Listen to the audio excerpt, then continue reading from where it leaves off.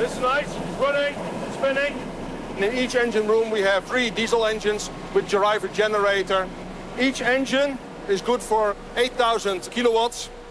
And all together we have sufficient power to provide a quarter of the city of Amsterdam for power. The electrical power is used to propel the vessel, to operate the cranes. We have accommodation for 400 people that also need electricity. For example, your toothbrush will also be powered via this electricity. Engineers may have found the solution to propelling this mega ship across the ocean. But once the Sleipnir and its army of workers get to their destination, how do they safely lift over 20,000 tons without a solid foundation?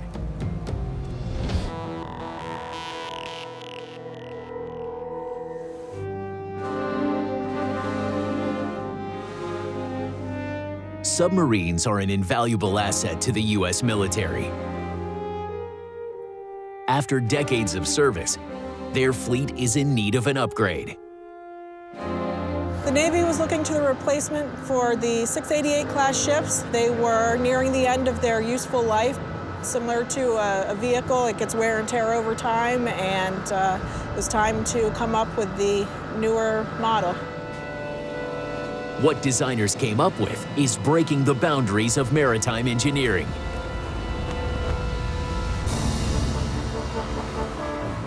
What we're looking at is the 15th Virginia-class submarine, the USS Colorado. She's 377 feet long. She can dive to depths greater than 800 feet. She can operate at speeds greater than 25 knots.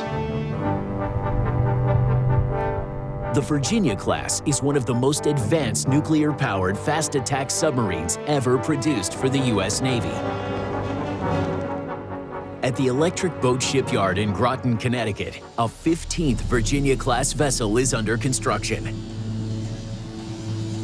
Starting with the first ship of the class, it took 15 million hours to build that ship. And with the Colorado, we've brought that cost down to 10 million hours. That's the kind of effort that's required to put one of these remarkable ships to sea. I've served on 3 classes of submarines, and by far the Virginia class is the best engineered that I've had the pleasure of serving on. These technological titans are as long as 26 cars. Each sub weighs 7,800 tons. That's 40 blue whales.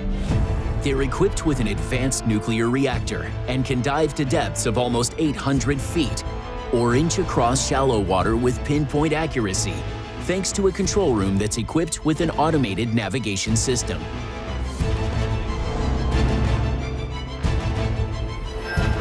The pilot can literally dial in any depth, any speed. It allows the ship to operate in much shallower water close to shore. The combination of stealth, endurance, the versatility, the range is truly a benchmark for all ships. The engineers of the Virginia-class sub have created a modern marvel, one that would have been impossible had it not been for the great innovators of the past.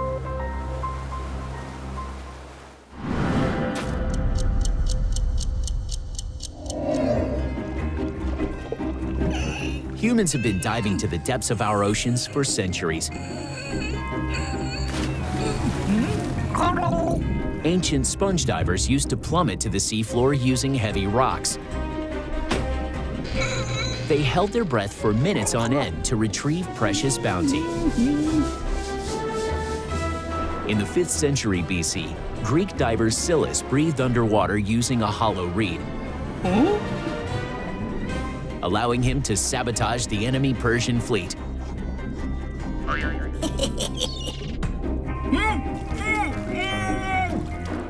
Legend has it Alexander the Great used the first submersible craft.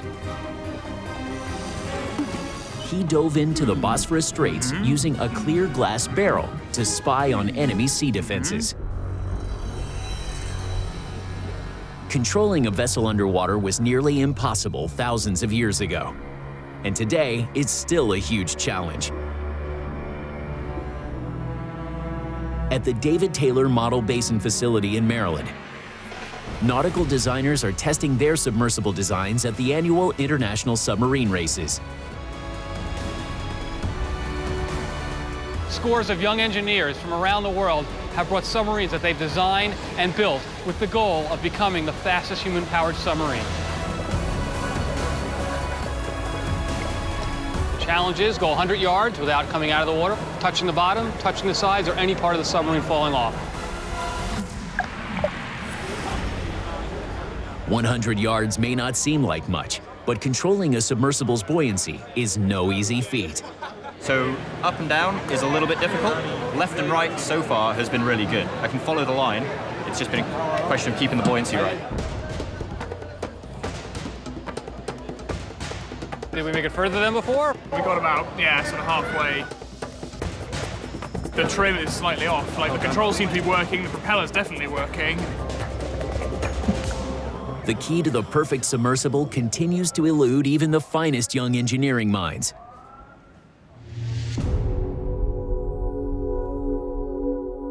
But they're getting close, thanks to an invention created almost 250 years ago by David Bushnell.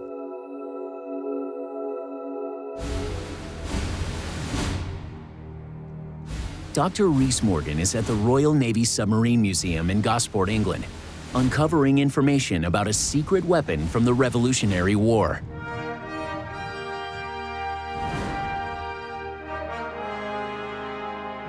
And this is it, the Turtle, the first submersible used in recorded underwater combat.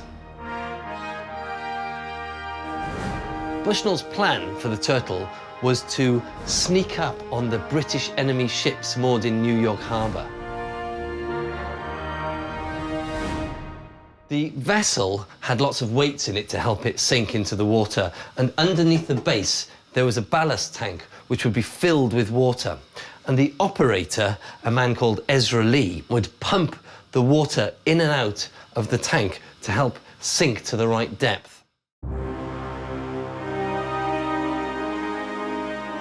As the Turtle slips underwater, its two surface-mounted snorkels seal. The pilot powers the craft using a hand-cranked front-mounted propeller. As he approaches his target, he readies the Turtle's weapon. The Turtle's weapon, a keg of gunpowder, was attached to the back of the wooden hull. As the submarine silently crept up underwater to the base of the ships, it would be attached by this drill, which would be literally hand-drilled into the base of the ship.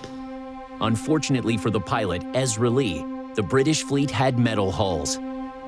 By sheer bad luck, Ezra Lee wasn't able to drill into the ship's hull, so the Turtle was a bit of a failure. But having said that, it did set the precedent for submersible combat, and the principles of ballast tanks and propulsion still to this day remain on all submarines.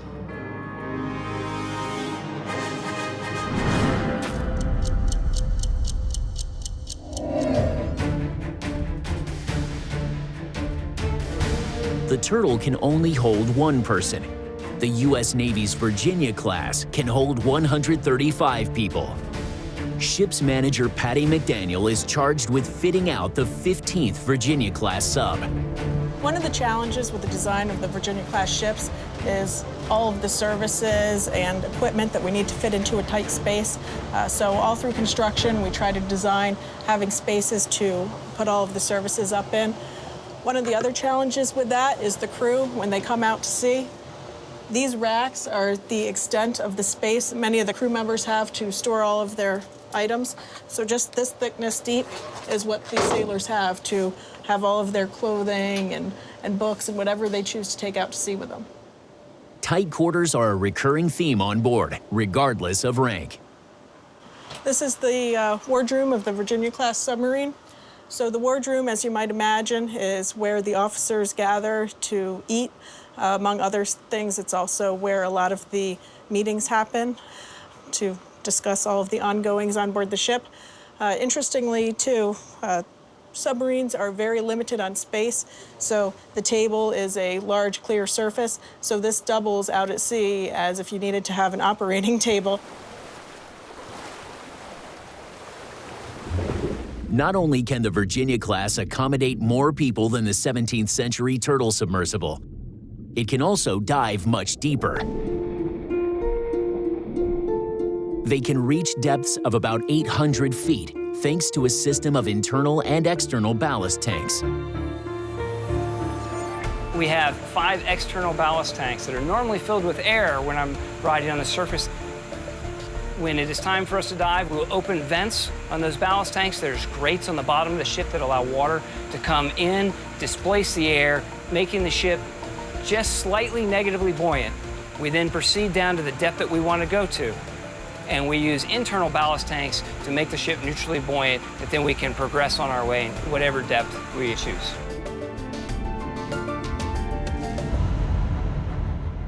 The Netherlands.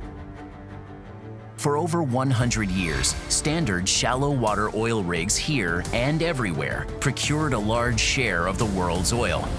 But today, these fields are drying up, and by 2050, standard oil rigs like these will be obsolete.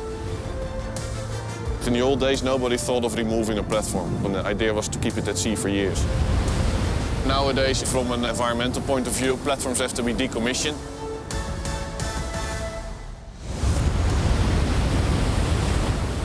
The standard oil rig can weigh over 48,000 tons. A steel base fixed to the seafloor supports the massive topside, which holds the drill rig and processing plant. But today, site coordinator Dan Ackerboom must dismantle these old metal giants. The conventional method always was with cranes on a big barge. Removing a platform in the old-fashioned way has a lot of disadvantages. It is mainly because you're offshore for a long time. It's a lot of lifting, and lifting is always a risk. With so many decommissioned rigs to remove, the industry needs something radical. What we wanted didn't exist, so we have to design something differently and something new.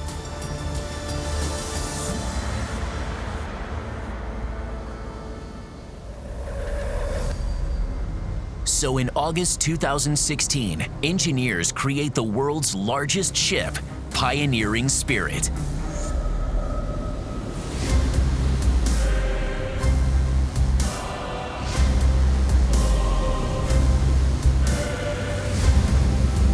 With this $3 billion mega vessel, Vice President of Innovations Andre Steenhuis is changing the game. This idea is quite revolutionary. If you have to do something which you have never done before, it's difficult.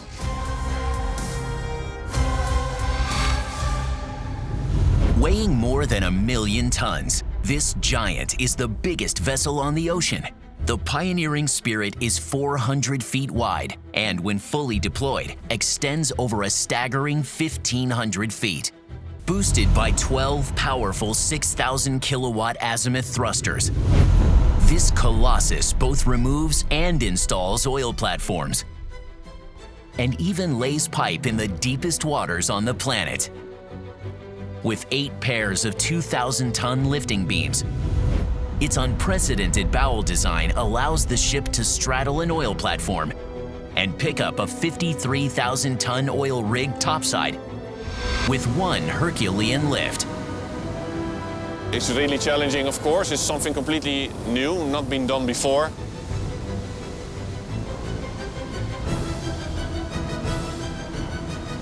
But constructing a lifting system of this magnitude requires a giant ship. And this comes with unprecedented hurdles.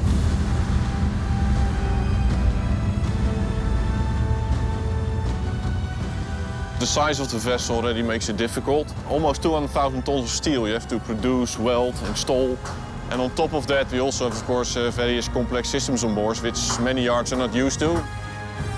So just how do you efficiently construct a mega ship of such epic proportions? To build a ship this big, engineers must look to the maritime trailblazers of the past.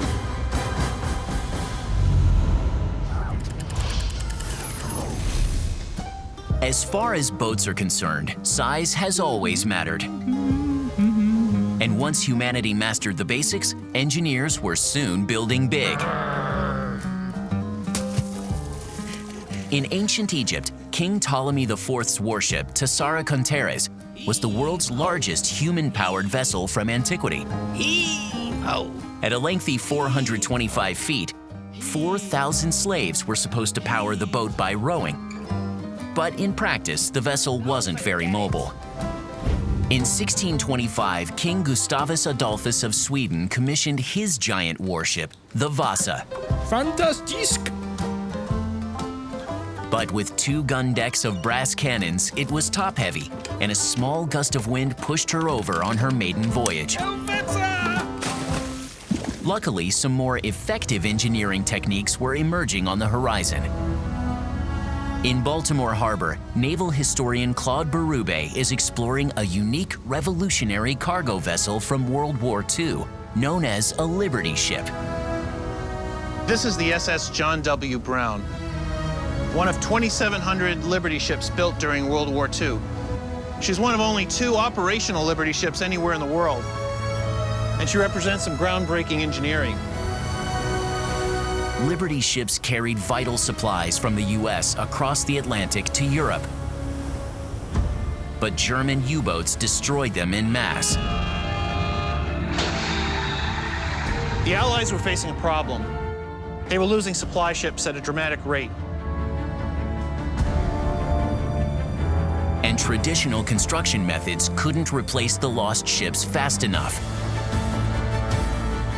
Prior to 1941, ships were built piece by piece, and then they would be riveted together. Well, what you would have is the keel that would be laid, and then you would have the ship's frame or the skeleton, and then you would have the hull also riveted on. Big ships took a long time to build, 6 months or more with hundreds of skilled men. The Allies needed to find a way to build those ships at least faster than the Germans could sink them. In 1941, American industrialist Henry J. Kaiser offered an inspired solution. Kaiser asked himself, instead of building piece by piece sequentially, what if he built modules across the shipyard, and they would all then be assembled and welded together, and this would save an extraordinary amount of time. Kaiser built large modules simultaneously in different locations. Once delivered to the shipyard, these prefabricated pieces weren't riveted. They were welded together much more quickly in a production line, just like the Ford automobile.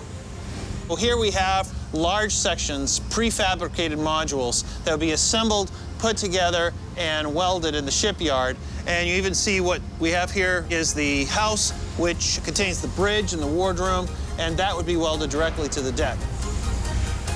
In 1941, Kaiser's revolutionary prefabricated ships could be produced in about 42 days, cutting production time down dramatically by 2/3. One ship was built in a record-setting 4 days. Kaiser's shipbuilding program proved successful beyond expectation. Many believe that without them, the war would have been lost, earning them the title Liberty Ship. Kaiser's shipbuilding program really changed shipbuilding forever.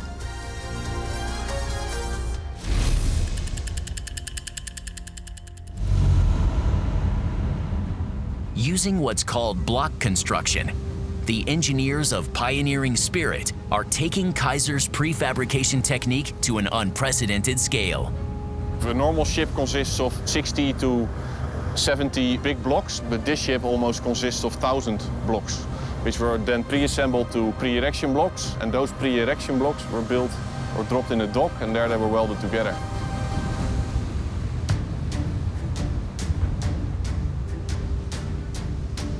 Originally constructed in Korea's enormous Daewoo shipyard, the vessel's unique shape poses another massive challenge.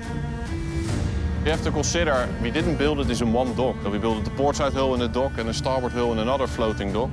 And eventually we brought her together along the quayside.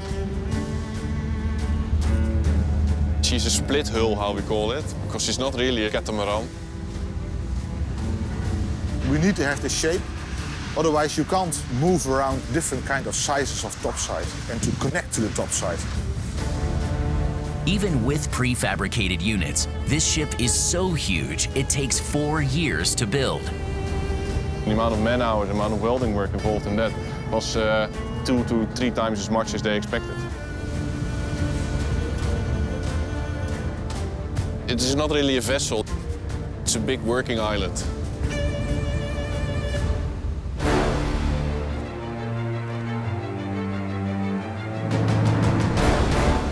The US Navy is the largest sea force on the planet. Throughout its 242-year history, its ships have carried out operations in the deep blue waters of the world's oceans. Now, the assignments are evolving. The world is changing, and so too must our Navy to adapt to it. Gone are the days of open water Blue Navy battles. Many of the places where we need to be as a Navy are in coastal regions.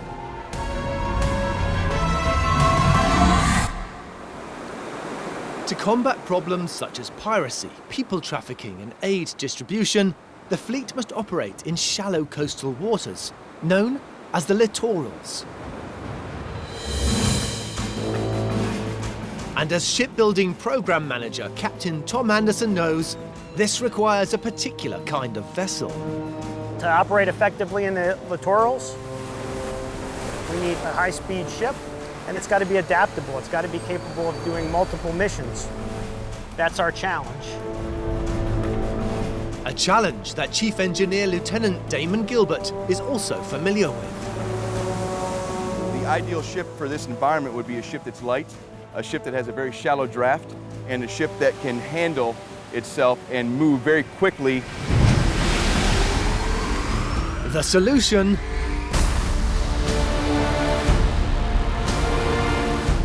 the Littoral Combat Ship class. Made up of the monohull Freedom variant and the Trimaran Independence variant, this new class of ship represents the vanguard of marine engineering.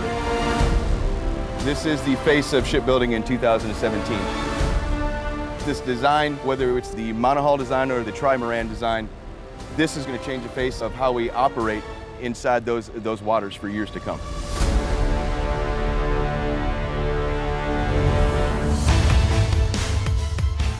Built for speed, both the Freedom variant's semi-planing hull and the Independence variant's Trimaran design create ultra-hydrodynamic efficiency.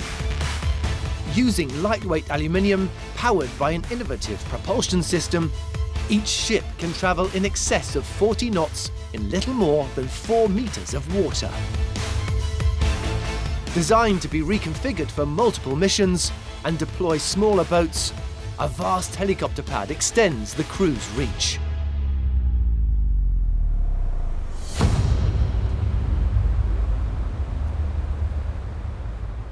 To produce a high-performance fleet for shallow waters, Littoral Combat Ships designers faced a series of complex engineering challenges. Perhaps none more difficult than finding the most effective propulsion system. So to make a traditional propeller system work, the propeller blades need to sit below the hull so they get the proper flow, which would add to our draft. Not only do standard propeller systems increase how far the ship extends below the waterline, they're relatively slow to react. In the littoral waters, if you want to chase down a ship or you want to elude another vessel to get out of danger, you want to be able to maneuver as quickly as possible. So how do you propel a ship at speed in swimming pool depths? This would not have been possible without a genius innovation from the past.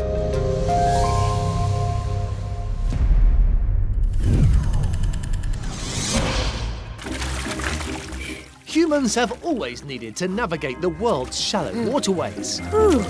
First off, we used arm power to paddle. Effective, but tiring. Out the way. The Vikings added a sail to conquer the coastlines. All well and good. Huh? As long as there was wind. Ah, for Odin's sake. With its small draft, the paddle steamer seemed to be the answer. Well, I do declare, Vikings. But they weren't without their problems. Oh my. In the 1940s, the introduction of airboats brought high-speed travel to the Everglades. Whee! Oh no! Luckily, a better system was round the corner. Show off!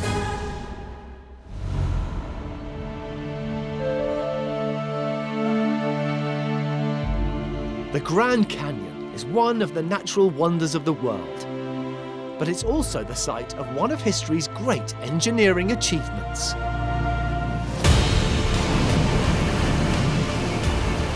Woo! Here we go. Mechanical engineer Dan Dickrell is taking a white-knuckle ride on the Colorado River to find out more.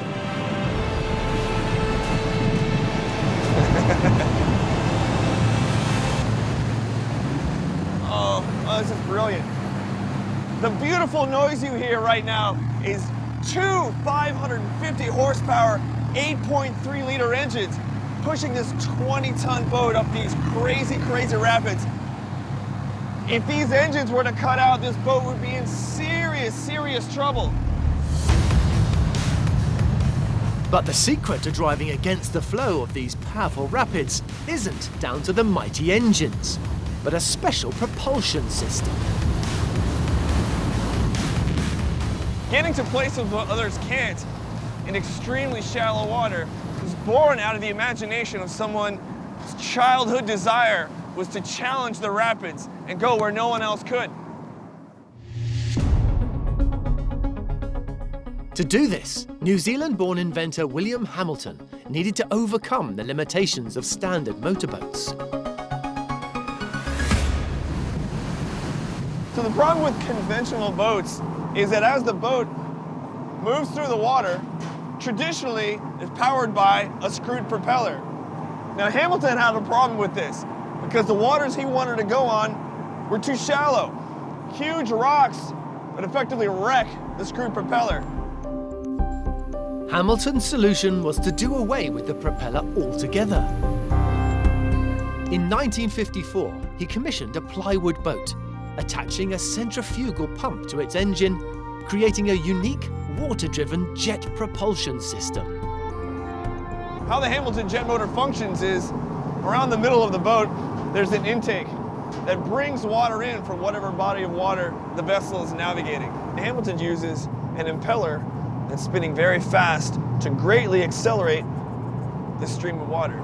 That water is highly turbulent and twisty, and so the Hamilton passes the water through a series of stator vanes, creating a uniform but high velocity jet, creating the massive thrust, allowing this boat to travel at such high speed. The powerful jet of water coming from the stern propelled the boat forward with equal velocity. Hamilton tested his designs on the New Zealand waterways, and in 1960 set his sights on the Grand Canyon in the USA. Hamilton vowed to be the first to take a vessel up a 160-kilometer section of this notoriously unnavigable Colorado River. Now, it may look calm right here, but upriver, the rapids are crazy. Traveling against the current, including the notorious Vulcan Rapids, in just 9 days, with son John at the helm, he had made history, conquering the mighty river. Almost 60 years later, Hamilton's water jet's sheer power, Acceleration is intense, and the ability to navigate shallow waters with the added benefit of mind-blowing maneuverability. Here we go. Yes! Continues to open up new waters. Thanks to this spectacular demonstration of man versus rapids, that this unique propulsion system was embraced across the planet. All right, let's go.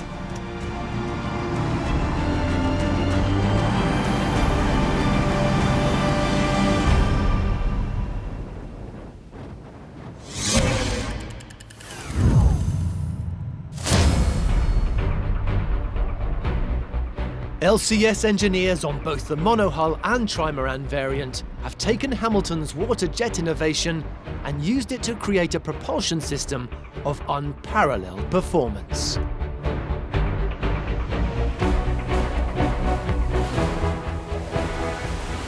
The ship has a requirement to do 40 knots. 40 knots is a very high speed for a ship of this size. The way that this ship achieves that speed is through the use of 2 gas turbines and 2 diesel engines that drive a propulsion train that is propelled by water jets. At Austal USA's shipyard in Mobile, Alabama, the latest Independence variant USS Tulsa is having her jets inspected, ready for launch. When this ship is going full power, there's roughly 24,000 gallons per second passing through these 4 water jets, which equates to the ability to fill 2 Olympic-sized swimming pools in less than a minute. Not only do they generate colossal power, these cleverly engineered jets act as a rudder to steer the ship. Each water jet is capable of independently being steered, which allows for a lot of flexibility and maneuverability. Like Hamilton's system, water is ducted through 4 mighty impellers and discharged at high velocity astern. To steer, each jet's water flow is deflected by a rotating nozzle, enabling fast, agile maneuvers. And to reverse, the exit nozzles force the jet flow backwards. Built into the hull, the LCS can operate in just over 4 meters of water.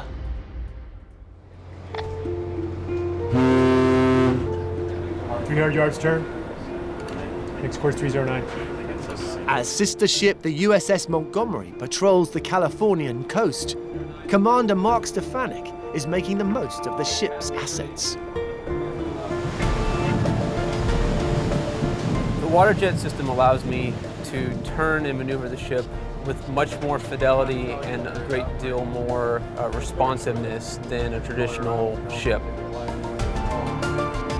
So by creating opposite forces on either side of the ship, I can actually turn the ship almost on its own axis. I can twist the ship in a perfect circle because of the amount of control I have through the water jets. Behind the ship, the 100,000 horsepower propulsion system forms an impressive wake.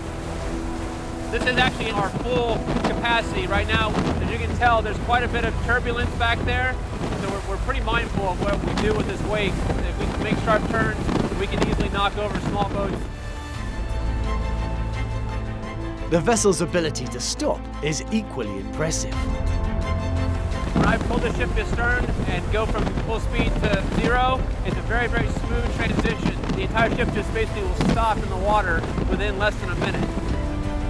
By using water jet propulsion at 29 horsepower per ton, compared to an aircraft carrier's 3 horsepower per ton, the littoral combat ships are the most efficient in the Navy. The ship's incredible capabilities aren't lost on the USS Montgomery's crew. When it comes to the maneuverability of the ship, it's unlike any other ship out there. It's basically like driving a jet ski. This ship could actually maneuver sideways. It could pivot itself by standing still. That's something totally different from any other warship out there.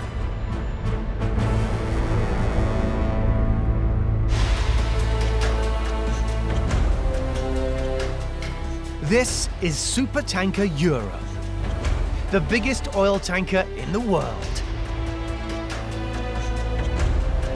Capable of carrying 500 million litres of crude oil. Its sheer weight on the ocean displaces more than 0.5 megaton of water. Everything about this ship is a feat of supersized engineering. As tall as a 24-story building, and 68 meters wide. That's double the size of the locks on the Panama Canal. At 380 meters long, it's far larger than the Titanic. Designing, building, and operating a ship on this mammoth scale is a seemingly impossible engineering challenge.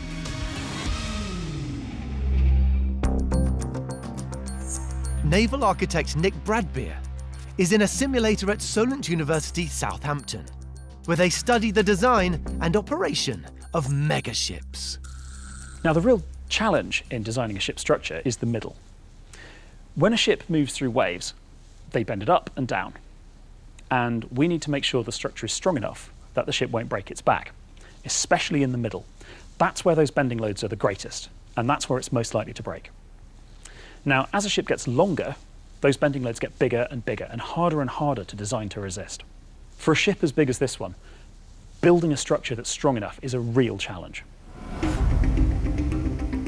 Supertanker Europe is wide enough and long enough to carry over 2,000 cars on its deck.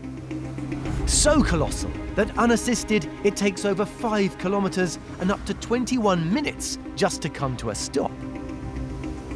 But how can you prevent a ship that's so long and with such slow braking ability from snapping in half if there's an impact of any kind? For Chief Officer Josip Ivanov, one of the biggest threats is the unpredictable force of nature. When you are in bad weather, each seaman will have questions: is this vessel capable to pass these seas on safe way? Out on the open ocean, gale force winds can hit 70 kilometers per hour, with waves over 10 meters high. This is a brutal environment, even for a supertanker. Even one impact can bring big problems to the nature and to the sea. You must be sure that your vessel is built good to pass all these heavy seas. For engineers, for sure, it's a big challenge to make it strong enough and safe enough. To build a massive ship, unbreakable in the toughest seas, engineers look to a pioneering innovation of the past.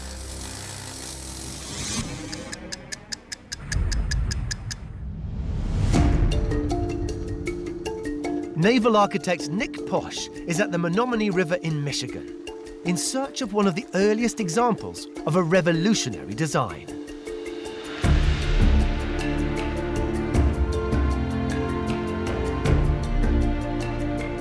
Wow, there it is. This ship, the William H. Donner, was built in 1914 and was in service for about 100 years.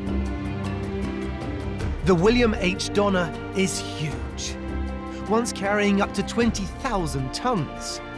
And this ship once worked in one of the toughest trading environments in the world. Trading iron and coal across the waters of the Great Lakes of America and Canada has been testing engineers for centuries. The demand for ore and coal at the beginning of the 20th century grew very rapidly, so ships had to grow bigger in order to carry more cargo. But some weren't strong enough for the task. Some were literally breaking their backs.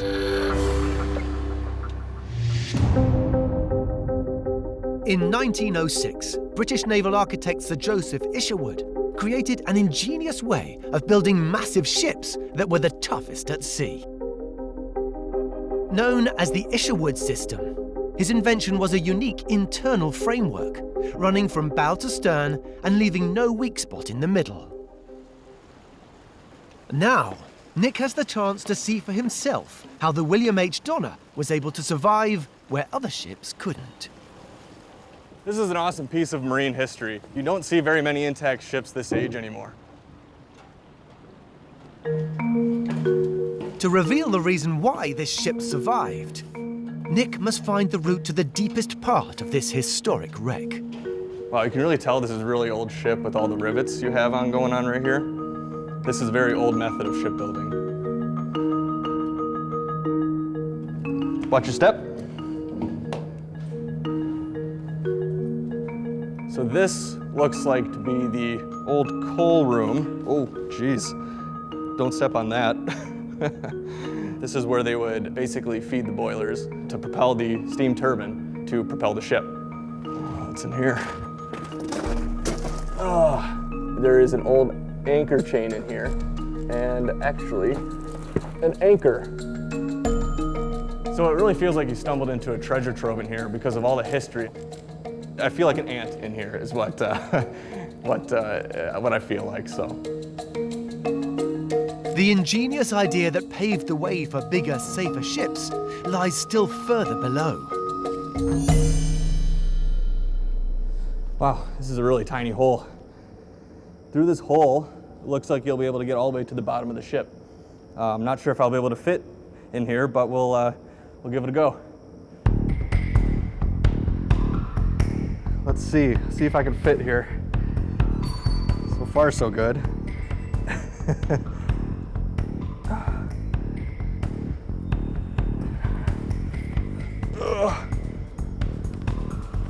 And here we go. Oh, punch caught. Here we go. All right. Here, Nick can finally see the secret to why this ship has lasted for over 100 years. So these big transverse frames form a giant belt around the hull. They serve a structural purpose in that it keeps the ship from collapsing in on itself. The longitudinal frames you see here keep the ship from bending long ways or longitudinally. Traditional ships were constructed with closely spaced transverse frames from the keel up to the deck. But as ships got bigger and the cargo heavier, this structure wasn't up to the job. But by using a clever combination of transverse frames with more tightly spaced longitudinal frames, the Isherwood system was born, and with it, the ultimate strengthening solution. It feels pretty cool being down here and seeing the way they constructed these massive beasts. Without the modern aid of computer design, teams had to lay all these giant pieces out in a large template to build these sorts of ships. And they had to calculate everything by hand, and one miscalculation could literally break the ship's back. Nick has found the perfect spot where he can see the innovative system in action.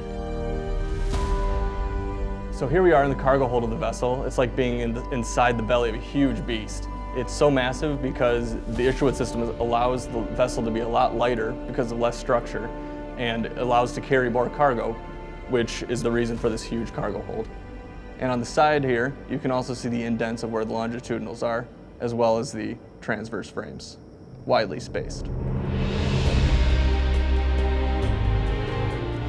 Such an ambitious design paved the way for the mighty cargo ships of the future. The majority of the tankers are built using the Isherwood system today, including the TI-class supertankers. I really admire Isherwood for coming up with this concept because it is such an innovative design and really changed the course of shipbuilding throughout the years.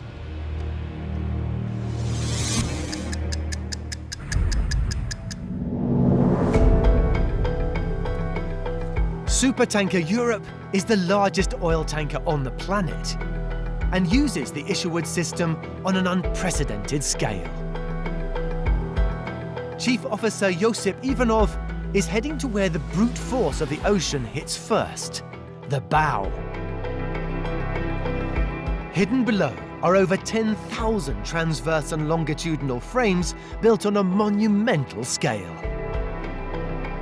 Testament to one man's incredible engineering vision that made it all possible. It's exciting to be here on this place because this is the first place of the impact on the vessel.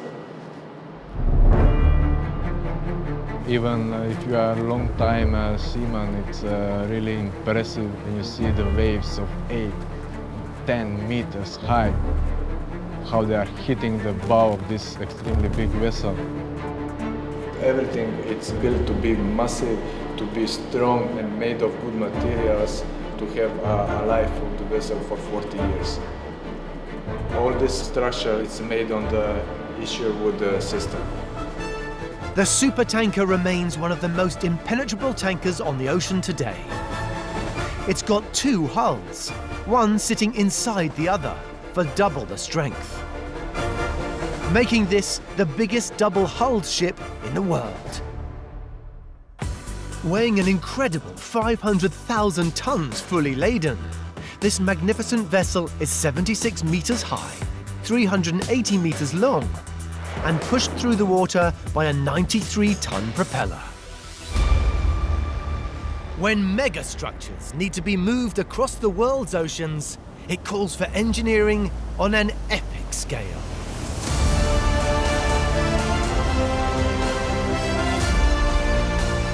This is the Boca Vanguard, the biggest heavy lift ship on the planet. And it's no ordinary vessel. The Vanguard has the astonishing ability to sink itself below the surface of the sea before lifting its giant floating cargoes straight out of the water and moving them anywhere in the world.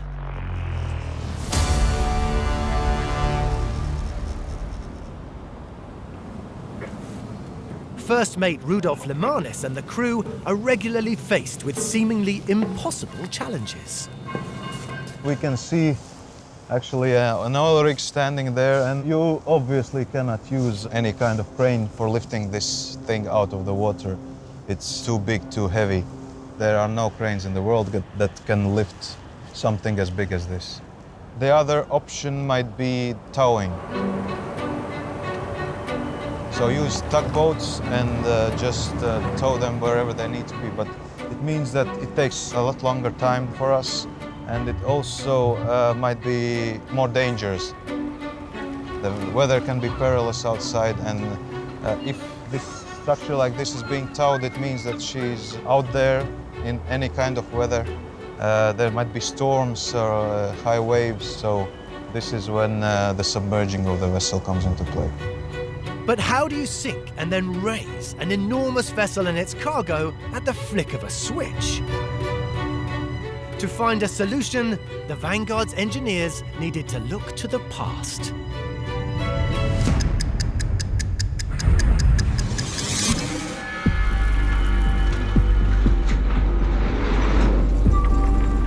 On the shores of the Gulf of Mexico. Are we ready? Okay, we'll start. Marine engineer Krijn Hasnoot is rallying his crew ahead of another offshore adventure.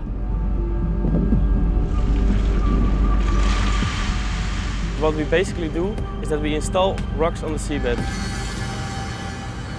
The vessel is 130 meters long, 32 meters wide, and we can take around 11,000 tons of rock.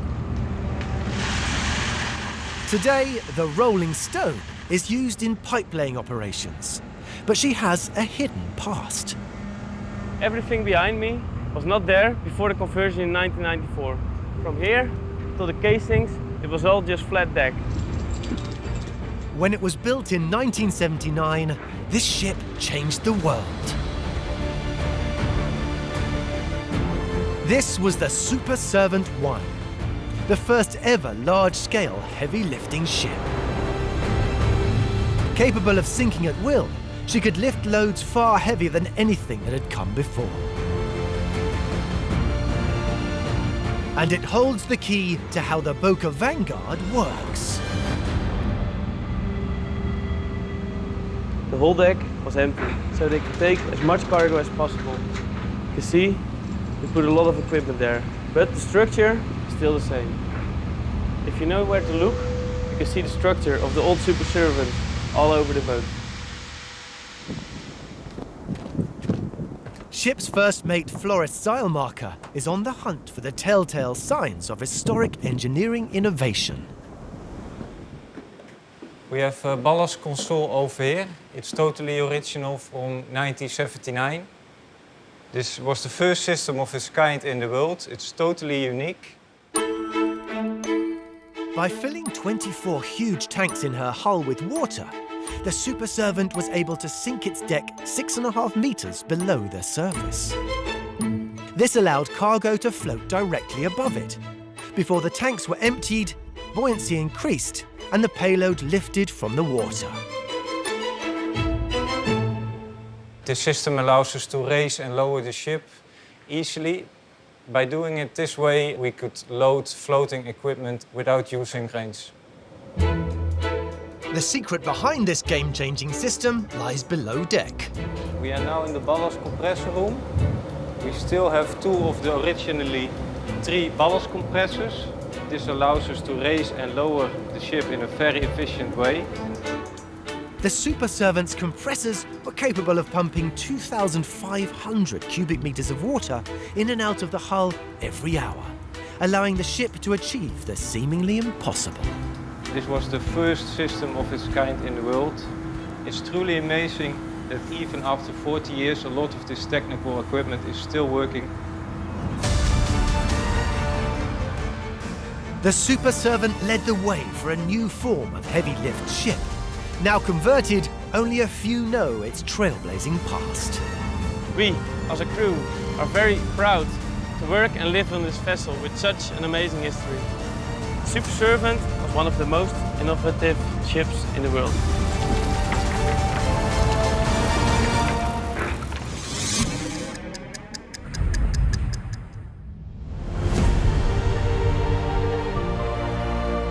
The Boca Vanguard is almost 7 times the size of the Super Servant and can lift many times the weight. The largest semi-submersible lift ship ever built. Yes. Okay, copy that. Start the power pump. Thank you. On board, engineers are able to count on a supersized version of the technology used on the Super Servant. This is the main console. On these monitors here, we can see all our ballast system, the piping, the pumps. These blocks, they represent our ballast tank. Total 96. Each ballast tank is connected with a valve. And on these screens here, we can open and close the valves as needed. When the valves are open, the water is flowing in. The Vanguard's 96 ballast tanks can take on more than 200 million litres of water, the equivalent of 80 Olympic swimming pools.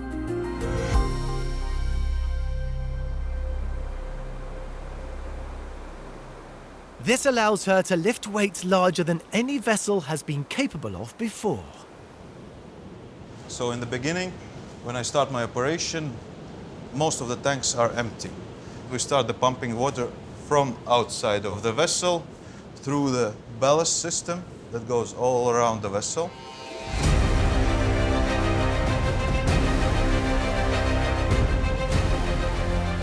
By deliberately flooding the hull, the Vanguard's deck is submerged to as deep as 20 meters below the surface.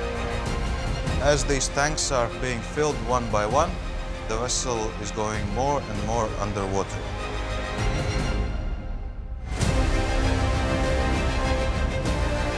And then, when we have reached our target draft, we just close the tanks, stop the flow of the water, and then the vessel is in the position. However, the sinking is only the first phase of this incredible exercise. Superintendent Dom Kemmler is amongst those responsible for maneuvering the massive floating megastructures above the Vanguard's deck. The seas, they don't care what your cargo weighs, and they will move it around quite easily. The stakes can be quite high because everything that we're moving is in the hundreds of millions of dollars. And the biggest issue that you have with the largest weights when you've got 100,000-ton cargo is momentum. The faster something is moving, the harder it is to stop it. And if you can't stop it in time, then you run the risk of causing damage to either the cargo or the vessel itself. It needs to be done slow and very steady. So how do you keep such gigantic structures under careful control? To find the solution to this supersized problem. See, an elevator would have been much easier. Whew. Dom is heading for heights that few get to experience on this remarkable vessel. We're at the top of one of the buoyancy casings. There's very few people get to come up here. And not only is the view spectacular, this off-limits location holds the key to helping avert disaster. This is one of our cargo winches. We have 2 of these on every one of these casings.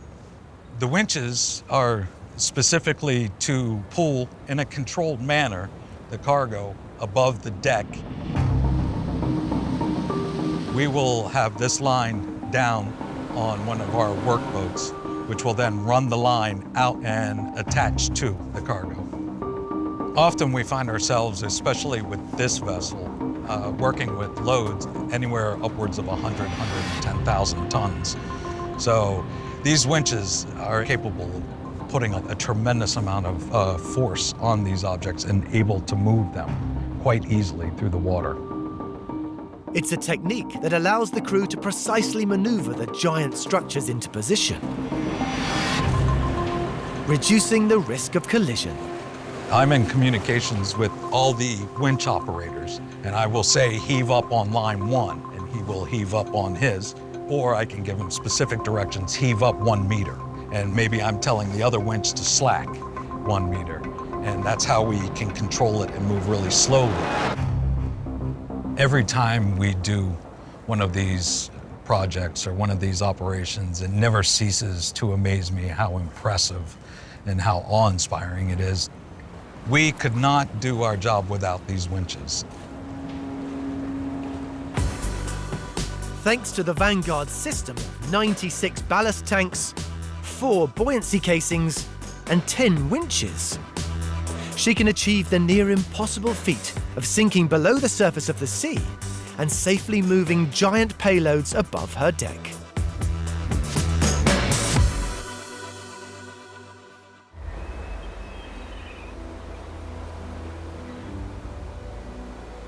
This is the Sleipnir.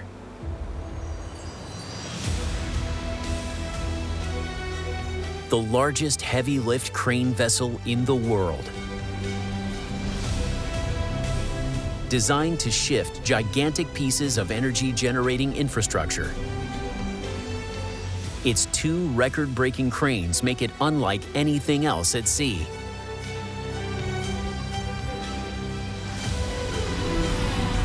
Weighing roughly 150,000 tons, it's 10 times heavier than the Brooklyn Bridge. And from the waterline to the top of its cranes, it stands more than 230 feet taller than the London Eye. But propelling a vessel of such monumental proportions through the water is an enormous challenge. When you're sailing or want to go sailing, you need to increase power. Now, all the equipment here is big. This thruster is 5.5 megawatts, which is about 8,000 horsepower. You have 8 of those. They are being fed electricity from the generators. Those are 12,000 horsepower each. Now, Sleipnir is the most powerful vessel I've ever sailed on, that's for sure. Below the central control center, deep inside the main deck, are the Sleipnir's 4 engine rooms. Hey, can you start engine number 10? Because we need more power. Thank you. Now the pre-lubrication systems are starting, and then the engine will come online.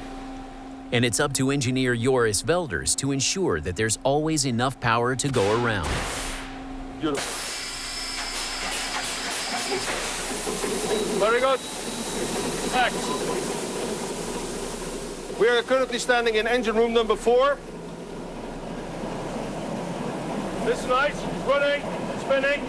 And in each engine room we have 3 diesel engines with driver generator.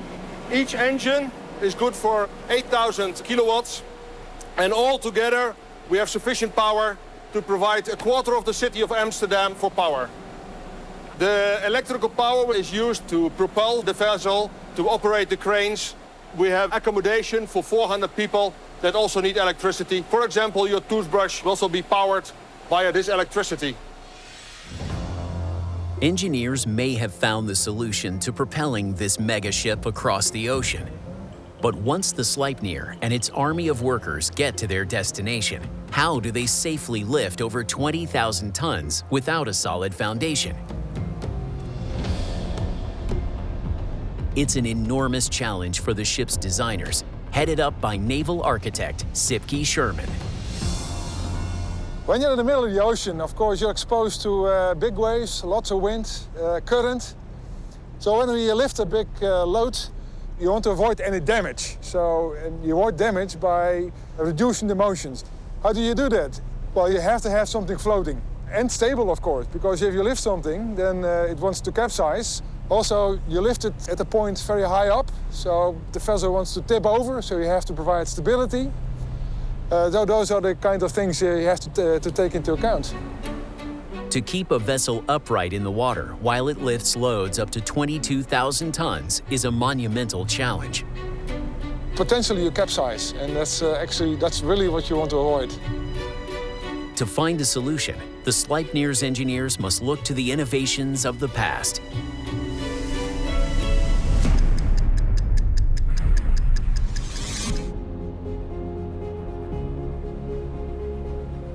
Engineer Sascha Koschlik is in the northern German shipbuilding city of Rostock. Well, just look at all the cranes over there. They come in all shapes and sizes. Discovering an innovative piece of maritime engineering.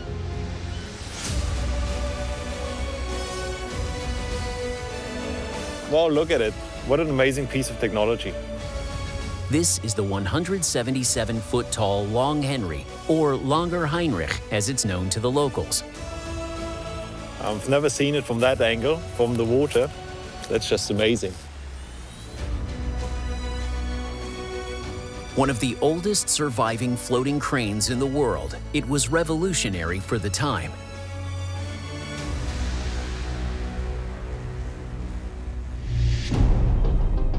Designed in 1905 by German engineers August Beschem and Theodor Kietmann, the Long Henry's arched shape allowed it to reach further than other cranes of the time, while an ingenious system hidden deep within its pontoon allows it to lift 100 tons without capsizing.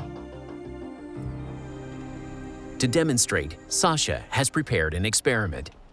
Now here I've got my crane attached to a pontoon, just like in the background with the Langer Heinrich. And if we put that in the water now like this, it's floating nicely upright, it's perfectly balanced, right? But if I put a little bit of weight onto the boom, and I've got here prepared a little bucket with some rocks in here, if I attach that, then the whole thing will just tilt over. And it will end up in a complete disaster, as you can imagine here, right? So what can we do? In order to counterbalance it again, we need to put weight onto that side of the vessel.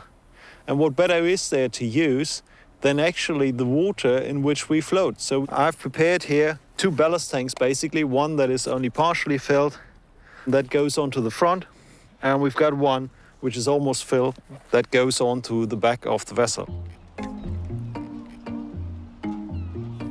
So we put that here, and the other one goes right here. Here we go. So if I now add the load to the front, what we can see is it floats upright and it's nicely balanced.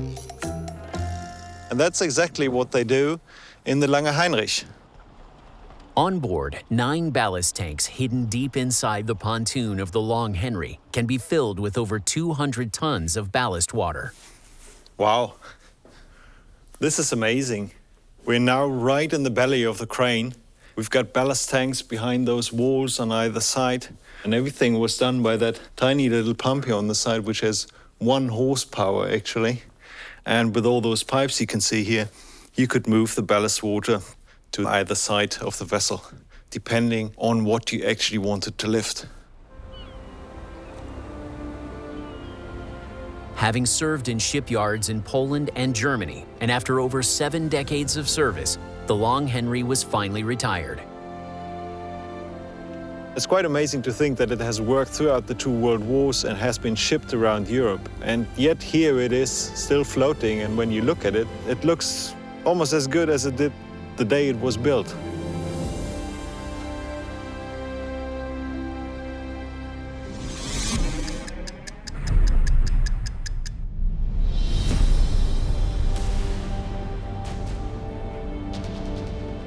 Back in the Netherlands, engineers have taken the concept behind the Long Henry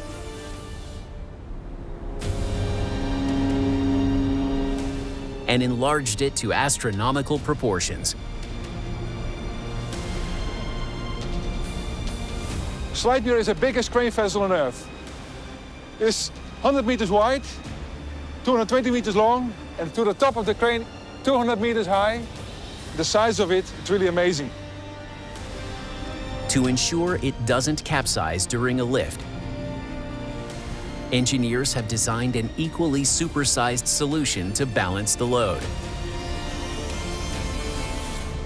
It's the same as submersible, and you can see that see his columns, and we can sink it down to about 30 meters draft. Underneath the waterline sit the ship's 2 giant pontoons. Inside them, 82 ballast tanks can be pumped full of water, adding more than the weight of an aircraft carrier to the vessel, and sinking it to a maximum depth of almost 120 feet. The deeper it sits, the more stable it gets. And also when we lift big weights, we need to have counterballast, basically, which we do with water ballast. Once the team is out in the middle of the ocean, it's the responsibility of Captain Arjan Udo to ensure that this process runs smoothly.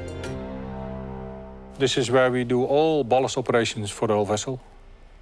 What you see here is an overview of the port side of the ship and then the ballast system. So you see tanks, pipelines, and here you have what we call the pump room with the ballast pumps. And the ballast pumps we use to get water in and out of the ship. And now we are 140 million kilos. When we're at working draft, 32 meters, it's almost 300 million kilos. That makes the ship more stable for the lift operations. The ballast system on the Sleipnir is designed big. Actually so big that we can fill an Olympic-sized swimming pool inside 5 minutes. In total, Captain Udo can pump on board almost 210,000 tons of seawater. But this ship has a party trick, and that is our dynamic ballast system. We can use it to balance the loads that we pick up better. And basically, you have a connection in the hull. Water comes in, you use the pump to put it on the right location, open the same valve, and you discharge a lot of weight very quickly. And that means we can use the ballast to balance the loads on the vessel better.